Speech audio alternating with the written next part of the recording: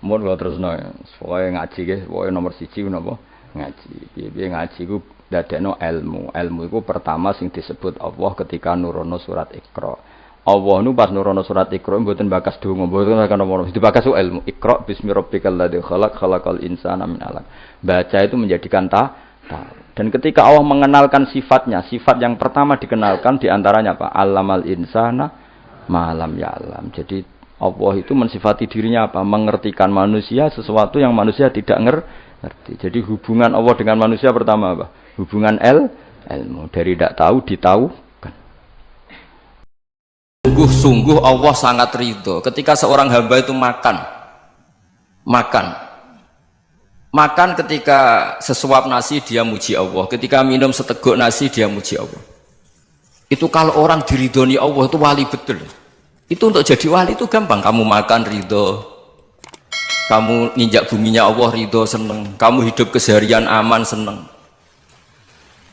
Nah ini supaya sampean kita semua ngaji betapa panduan Rasulullah untuk menggapai ridho Allah itu banyak yang keseharian sekali. Saking kesehariannya banyak dalam hadis dan itu sahih. Nabi menyebut hal-hal yang keseharian. Hatta ma tas'alu fi imra'atika. Kamu punya uang kemudian istri kamu bisa makan itu ibadah. Bahkan sebagian ibadah itu dicontohkan Nabi yang akhirnya diprotes sahabat. Yaitu wa fi buti ahadikum sedekah. Kamu menggauli istri kamu itu ya sedekah. Sampai sahabat bilang yang benar ya Rasulullah. Ayati ahaduna syahwatahu wa huwa lahu ajrun. Masa urusan biologis, urusan syahwat kemudian dia dapat pahala. Nabi menjawab, alaysa lawadu'aha fi haramin akana alaihi wisrun. Bagaimana kalau dia meletakkan ke yang tidak benar itu kan dosa. Nah, hal-hal seperti ini yang saya ingin teman-teman semua saya juga agak ingin ngaji demi Anda juga agak ingin. Itu dosa sekali ngaji kok pesanan kelompok tertentu itu enggak boleh. Islam itu untuk semua. Jadi ya cuma karena di depan saya jenengan ya seakan-akan jenengan korbannya. Itu ada ilmunya dalam usul fikih itu. Jadi orang itu harus ngaji usul fikih. Nama yang disebut, mungkin Mas Sufyan masih ingat zaman ngaji usul fikih. Nama yang disebut itu tidak jaminan sebagai prioritas perintah. Jadi misalnya gini, kebetulan yang di depan Nabi itu Abu Dzar. Nabi ya bilang, ya Abu Dzarin ini uhibbuka misalnya, atau ya Mu'ad ini uhibbuka, atau ya Abu Hurairah ini uhibbuka misalnya. Banyaklah riwayat yang Nabi nyebut ya Abu Dzarin, ya Mu'ad, ya Abu Hurairah. Kemudian misalnya Nabi meneruskan khitab, ini uhibbuka, saya mencintai kamu, fakul dubur sholatin, atau sebagian riwayat disebut fala tada'an la dubura kulli sholatin Allahumma a'inni ala dzikrika wa syukrika wa husni ibadatik. Saya mencintai kamu, siapa saja, Mu'ad bisa, Abu Dzar bisa siapa. Saya mencintai kamu, mohon kalau habis sholat kamu jangan lupa wiridan Allahumma a'inni ala dzikrika wa syukrika wa husni ibadatik. Ya Allah, tolong kami permudah supaya mudah ingat engkau. Anda tidak bisa mentang-mentang, wong nama saya Parmin, nama saya Purnomo, itu yang diperintahkan Mu'ad misalnya. Jadi yang disebut satu, tapi khitab itu untuk siapa saja. Saya teruskan ya. Jadi saya mohon semua kita melakukan kebaikan itu, kalau dalam kaidah fikih disebut al yakin la yuzalu bisyak. Banyak kebaikan yang kebenarannya itu 100%. Tidak punya efek samping ke pihak lain, ke kelompok lain, ke komunitas lain. Itu tadi misalnya Anda makan, dan itu murah sekali, hanya butuh 1 piring. Setiap punyaan kamu muji Allah, setiap minum kamu muji Allah. Itu redaksinya Rasulullah SAW disebut, Allah sangat ridho ketika seorang hamba makan, kemudian dia memuji Allah. Atau minum, kemudian dia muji Allah. Logikanya gampang, negara seperti ini yang kamu harapkan bentuknya kayak apa, mertua, ipar, komunitas, tetangga, itu nyata terjadi itu kan belum pasti.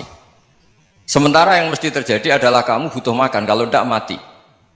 Butuh minum, kalau tidak mati. Butuh bumi yang nyaman ditempati, kalau tidak kita juga mati.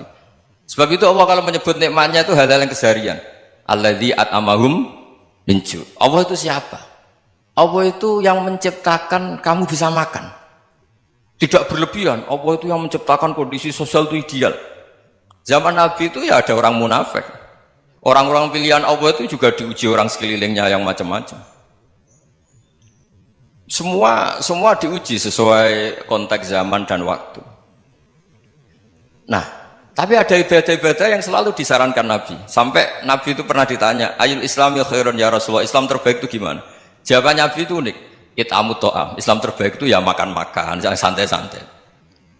Ketika Allah menyebut beberapa kebaikan, falak tahamal akobah, wa ma adrokan apa?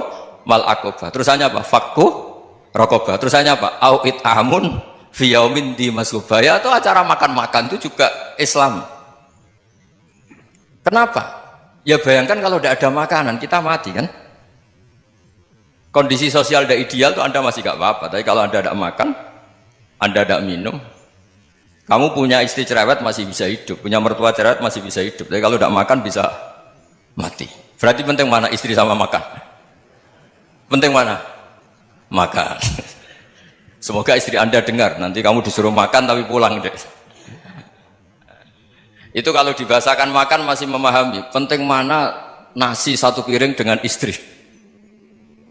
Nggak ada nasi mati, nggak ada istri belum mati. Penting mana? Gak berani jawab kan? Nah, ternyata Anda ada garang kan di depan istri. Jadi saya mohonlah, mungkin Mas Sufyan Sauri tadi yang bisa bantulah. Teman-teman tuh ngaji yang keseharian saja.